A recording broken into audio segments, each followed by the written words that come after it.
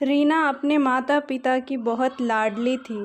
3 बड़े भाइयों की एक बहन थी। कोई भी चीज़ मांगने पर उसी वक्त मिल जाती। पूरे परिवार और नौकरों पर राजकुमारी की तरह हुक्म चलाती थी। ऐसे ही उसने कॉलेज में दाखिला लिया। उसके ठाठ बाट, बड़ी गाड़ी में आना जाना, हर दिन नया फैशन देखकर हर कोई उससे दोस्ती करना चाहता। थोड़े ही दिनों में उसके बहुत से दोस्त बन गए। पूरे कॉलेज में उसकी अपनी ही एक पहचान थी। इन दिनों उसके घर एक रिश्ता आया। ख़ानदानी लोग थे और पापा की पुरानी जान पहचान थी उनके साथ। रीना के साथ कोई ज़बरदस्ती नहीं था, पर रीना ने फिर भी हाँ कर दी, क्योंकि वह अपने परिवार से बहुत प्यार करती थी। वह जानती थी कि वह लोग उसका अच्छा ही सोचेंगे। लड़के का नाम राकेश था। राकेश काफ़ी पढ़ा लिखा और समझदार लड़का था। ससुराल वाले भी बहुत अच्छे थे। ससुराल में रीना की जगह वैसी ही थी जैसे मायके में। कोई भी काम रीना की सलाह के बिना नहीं होता था। सबकी लाडली बहू बन गई थी वह। फिर उसके घर एक बेटे का जन्म हुआ जिसका नाम रोहन था। रोहन रीना को जान से भी ज़्यादा प्यारा था। पोता पाकर ससुराल वाले तो फूले नहीं समाते थे। रीना कभी कभी सोचती कि उसकी किस्मत कितनी अच्छी है, कितनी खुशकिस्मत हूँ मैं। पर शायद रीना की खुशियों को उसकी अपनी ही नज़र लग गई थी। एक दिन वह मायके जाने की ज़िद कर बैठी। राकेश उसे ले गया। रास्ते में उनकी गाड़ी का एक्सीडेंट हो गया। रीना, रोहन और राकेश बहुत बुरी तरह ज़ख्मी हो गए। काफ़ी दिनों के इलाज के बाद रोहन और राकेश तो ठीक हो गए, लेकिन रीना पूरी तरह ठीक ना हो सकी। सर पर चोट लगने की वजह से वह अपनी आँखों की रोशनी खो बैठी। अब रीना की किस्मत की रेखा ही उलट गई थी। मायके वाले कुछ दिनों तक उसे मिलने आते, फिर कभी कभार फ़ोन ही करके पूछ लेते कि अब कैसी हो। धीरे धीरे ये सिलसिला भी ख़त्म हो गया। ससुराल वालों की सहानुभूति भी कम होने लगी। घर में किसी को पास बैठने के लिए कहती तो जवाब मिलता, बहुत काम है, अब तुम हाथ नहीं बटा सकती। राकेश भी चिड़चिड़ा हो गया था। बस रोहन ही था उसके साथ, जिसके साथ हंसते खेलते उसका वक्त गुजरता।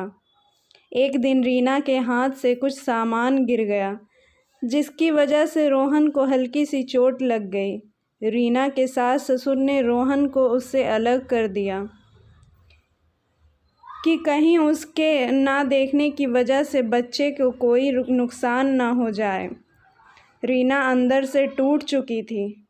एक दिन उसने सबके सामने मायके जाने की इच्छा रखी, तो राकेश उसे तुरंत मायके छोड़ आया, जैसे कि वह यही चाह रहा था।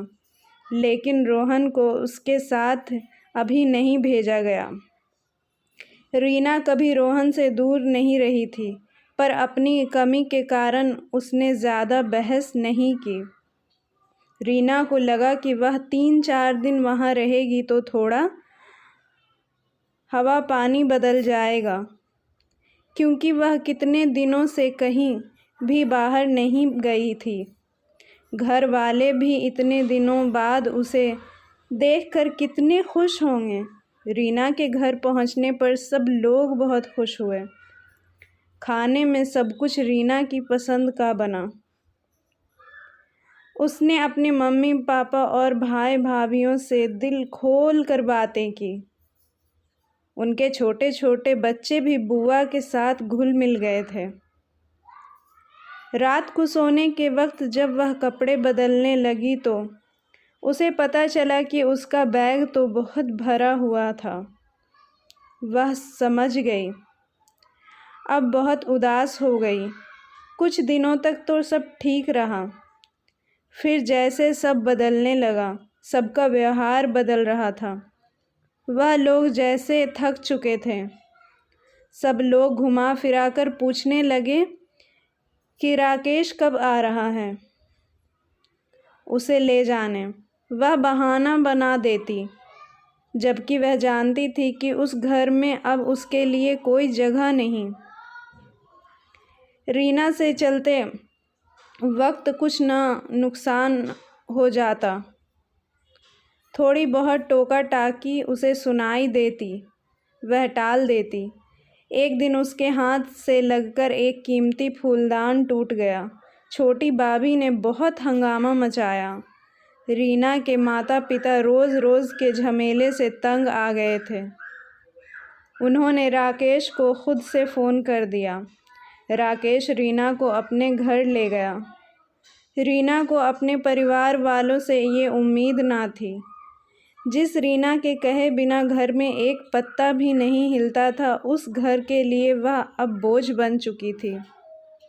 राकेश के साथ ससुराल आते वक्त वह बहुत खुश थी, क्योंकि अपने घर जा रही थी, अपने जिगर के टुकड़े रोहन के पास। परंतु यह खुशी भी कुछ पल ही की थी। सारा बंदोबस्त पहले ही किया हुआ था। रीना को सीधे ऊपर वाले कमरे में पहुंचा दिया गया। रोहन से दूर रहने की सख्त चेतावनी दी गई। राकेश की दूसरी पत्नी हेमा को उसकी जिम्मेदारी सौंपी गई, जो उसके खाने पहनने जैसी ज़रूरतों का ध्यान रखती। रीना ज़्यादातर चुप ही रहती, कभी कभी हेमा से थोड़ा बात कर लेती। उसके ज़रिए रोहन का पता चल जाता। सबकी लाडली बेटी और बहू सबके लिए लाडली से एक बोझ बन चुकी थी। आप लोगों को मेरी कहानी कैसी लगी, आप लोग कमेंट बॉक्स में ज़रूर अपनी अपनी राय दें। और आपको बहुत बहुत बहुत बहुत धन्यवाद मेरी वीडियोस को देखने के लिए। मैं आपसे विनती करूंगी कि इसी तरह के और भी वीडियोस के लिए मेरे चैनल को सब्सक्राइब ज़रूर करें और मेरे वीडियोस पर लाइक ज़रूर करें।